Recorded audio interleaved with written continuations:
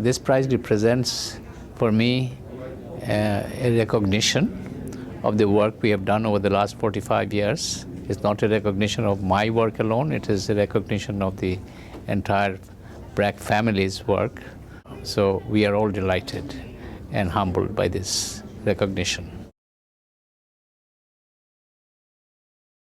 When we talk about rural development, we are really talking about development of poor people's lives. In rural areas, the most important activity is farming. October is a month which is a month in North Bangladesh where people go hungry and there's no work to be done by landless laborers. So we call it Monga. We have now been able to try and break that cycle of hunger with scientists bringing in the short duration rice variety and very high yielding rice varieties grown in the winter with on irrigated land.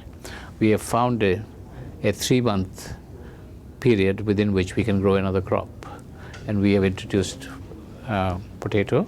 As a result, what has happened is that Monga is now almost disappeared from North Bangladesh, which used to be the enduring fabric of life in Northwest Bengal. Poor people also needs to get education.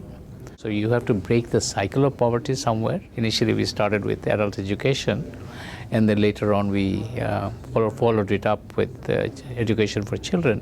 Right now we have in Bangladesh more than 95% of our children are going to school and having some kind of an access to education. Poor people never had access to money other than from borrowing from money lenders at very high interest rate, and which kept them in debt throughout their lives. So that has also meant that poor people have access to institutional credit at lower interest rates so that they can repay their loans and have access to an income generating opportunity other than what they have been doing. Many people criticized us because we are a non-profit organization and we are getting into profit-making enterprises. But most of the enterprise that we started in BRAC has been to try and help the poor people to either to have access to better inputs. So we have gone into seed multiplication to provide people access to better seeds so that they can have better productivity from their enterprises.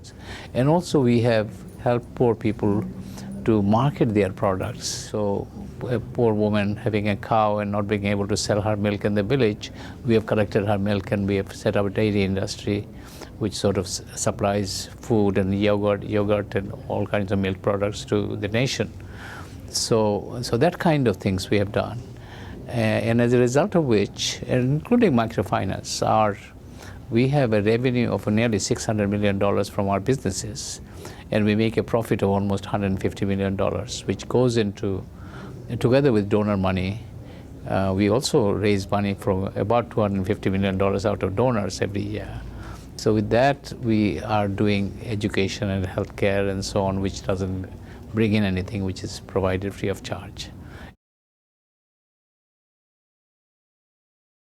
We have got now a target for the next 15 years that extreme poverty needs to be eradicated.